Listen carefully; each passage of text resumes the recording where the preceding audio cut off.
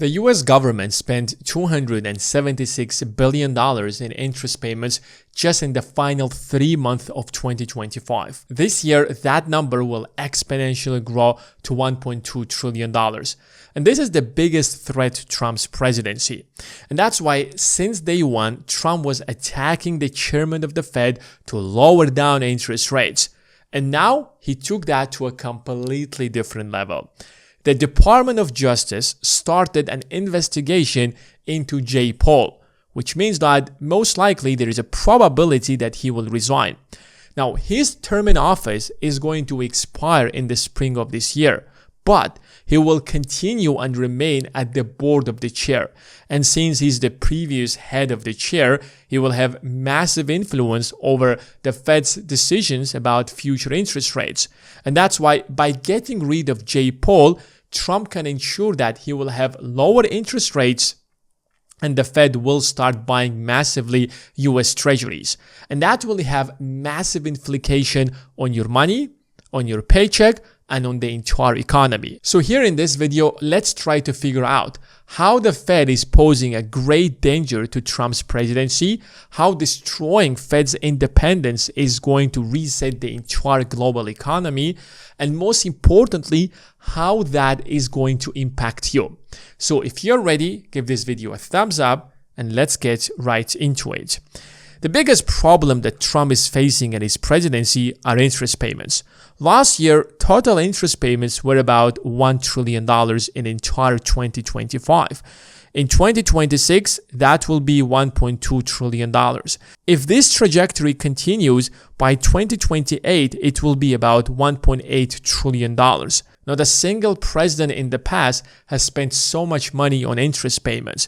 And that literally destroys his entire presidency because he can't do anything else when he's spending so much money on interest payments. That money could be spent on building the infrastructure, improving the military, or simply making the country better. But instead, that money is simply being spent on paying the creditors. Last year, Donald Trump has passed the big beautiful bill to grow the debt ceiling to $41 trillion, which is insane. The current debt is about $38.7 trillion, which means that throughout 2026, the US government will hit the debt ceiling and Trump has to pass another legislation to grow the debt ceiling by at least another $5 trillion.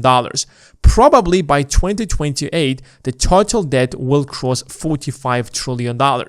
That's why he needs to decrease the interest rates to make sure that interest payments would go to their bare minimum. And Trump made it clear that he wants to see interest rates at 1%.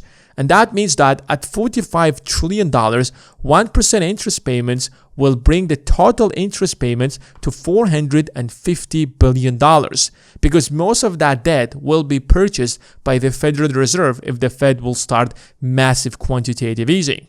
So here's how the system works. The Federal Reserve on one side lowers interest rates, and now the US government has to refinance that debt. So it starts massively selling the US treasuries. Of course, nobody is going to buy so much treasuries. There isn't so much demand for the US treasuries in the market right now.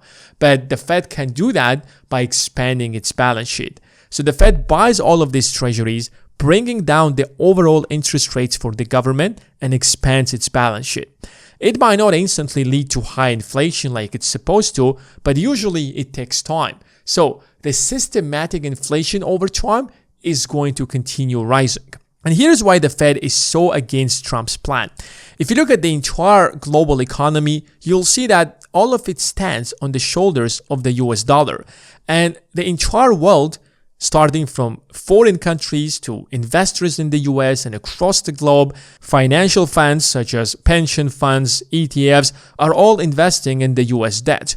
And the reason all of them are willing to buy so much US debt and so much US treasuries is because there is a trust that the Federal Reserve is independent and will ensure the stability of the US dollar. The Federal Reserve was not created to grow the US economy. The Fed was created to sustain the value of the US dollar. It is the job of the government to grow the economy, and it's the job of the Federal Reserve to ensure the stability of the dollar. And that independence is what allows other investors, even the adversaries of the United States to trust the US dollar because they know that this entity is independent. The moment the Federal Reserve loses its independence and it's no longer targeting an inflation rate of 2% and is lowering interest rates to boost the US economy and not serve the interest or the stability of the US dollar, all of these investors will not see any point to continue investing in the US debt.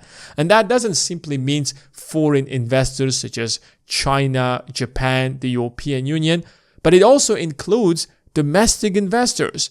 Most of that debt is being held by the US financial institutions such as ETFs, the US banks such as Citi, Chase, JP Morgan, you name it. And historically, the Federal Reserve has proved itself to be very independent. Going back historically, you can see that back in 1970s or 80s when inflation crossed about 13.5%, what do you think the Federal Reserve did? It instantly hiked interest rates to almost 20%. And interest rates were insanely high throughout that entire period to bring inflation down. And the Fed has done a successful job to achieve that target. Back in 1990s, when inflation was at about more than 2.5% and the US economy was in a bubble, the Federal Reserve intervened and increased interest rates to more than 5%. The same thing happened in early 2000s, right before the 2008 financial crisis, and in 2022. Investors are willing to accept lower real returns even if inflation is high, assuming that the Federal Reserve is independent and in the long run it will bring down inflation to 2%.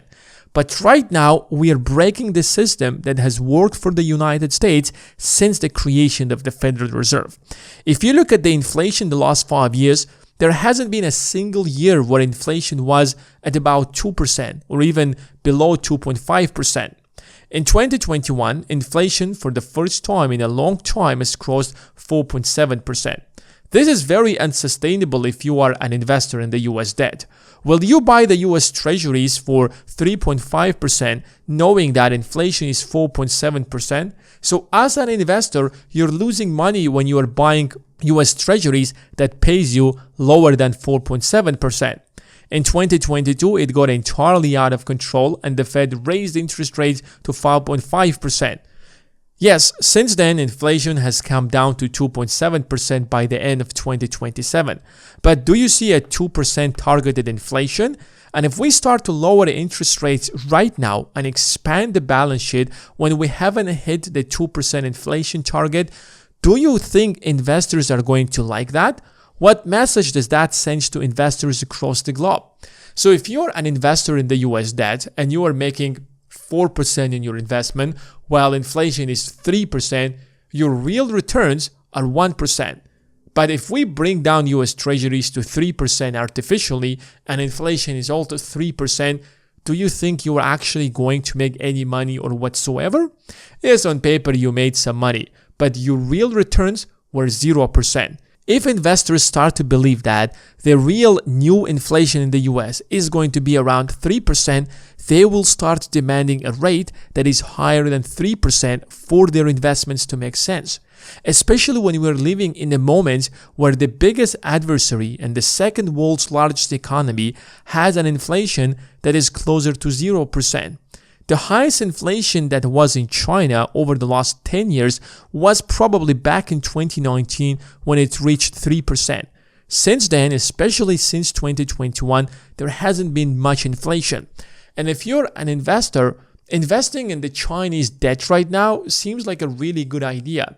Even if you are making, let's say, 3% on your investment and inflation is 0%, you made 3 clean percentage points. If you're buying the US debt, the US Treasuries, and you're making 3% on that as well, but inflation in the US is 3%, your real return is 0%. Suddenly, investing in Chinese debt becomes much more appealing, becomes much more attractive. And that's not something that the United States can afford. And that's why it's extremely important to keep inflation under control and ensure that the Federal Reserve is independent and the government is not replacing the chairman of the Fed just because they don't like the interest rates. So when independence is lost, when investors start to doubt the US treasuries and the US inflation rate, what do you think is going to happen to all of this debt that foreign countries have accumulated? Japan holds over $1 trillion. China, which is an adversary of the United States and certainly not an ally, holds $850 billion, and the rest of the countries as well. All of these countries are investing in the US debt not because they love the United States or anybody does anything like that, but rather everybody is driven by self-interest. They want to profit out of their investments, just like you want to profit out of your investments. So when they start selling massively the US treasuries since the Fed is losing its independence, who do you think is going to buy that? Exactly. The Federal Reserve will start buying that. And the only way it can do that is by massive quantitative easing, which means that these treasuries will be dumped into the bond market. The Fed prints money and buys the treasuries from the bond market to ensure that the US economy does not collapse. The Federal Reserve wants to solve the US debt problem not by massively devaluing the dollar, but rather the US government being more responsible financially and starts to pay off its debt. And the more financially responsible the US government is going to become and more sustainable it is going to be, the more investors are going to trust the US dollar and the Federal Reserve, and the more treasuries they're going to buy, which overall is going to bring down the average interest rate on the national debt, which is going to make the interest payment sustainable. But Donald Trump has a completely different objective. He does not care about that. What Trump wants is simply to devalue the dollar, keep printing more money, and if there is anybody that wants to sell their US treasuries, you're welcome. Sell it and the Fed will simply buy it by increasing its balance sheet. And that means the end of Fed's independence. The real question comes back at the end of the day is that what it means for you. First of all, commodity prices are going to continue rising as long as the Fed's independence is in question. When you look at the gold prices the last couple of years, you see that the graph is just like that. It is growing tremendously. Why would anybody buy so much gold right now? When you're selling US treasuries, what are you going to do with that money? That money must be invested somewhere. There isn't an alternative to the US treasuries right now in the world. So because there is no alternative, investors are simply dumping the US treasuries and buying gold instead. Secondly, it is not going to create instant inflation, but rather it is going to systematically increase the targeted inflation from 2% to 3%. When you're dumping so much money into the economy, the effects of that aren't instantly seen in the market. Go back to 2020. When the Fed injected so much money into the economy, did we see massive inflation in 2020? No. Did we see massive inflation in 2021? Well, we only realized that inflation is 4% by the end of 2021, and the real inflation came by 2022. So if throughout 2026 there is going to be massive QE, you won't see massive inflation by the end of 2026. But then suddenly by the end of 2027 or by 2028, you will see real inflation. But this is Trump's last presidency. Whoever is going to be the next president of the United States will inherit that mess and will have to deal with that mess. And that's why Trump most likely doesn't even care about that. If you look at stock prices and you compare them to their earnings, the stock market is insanely overvalued. Those stock prices most of the times make no sense whatsoever. But investors are not rushing to sell their stocks, because if you sell your stocks, you will end up with a lot of cash. Now the question, what will you do with that cash?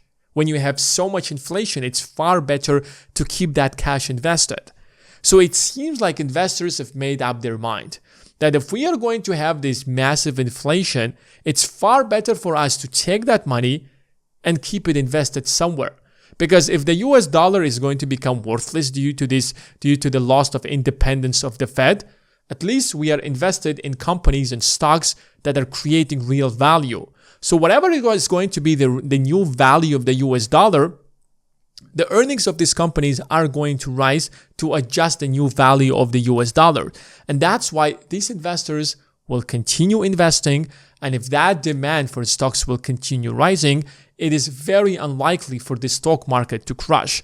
And that could literally just mean that the US dollar is crushing, which is being reflected in the rise of the stock market.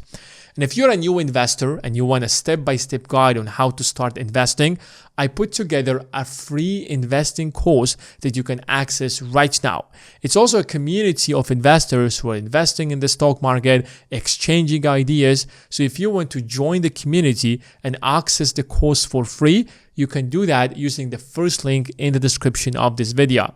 Now, this course is going to become a paid course very soon, but for now it's free. So grab it while it's free. The link is in the description.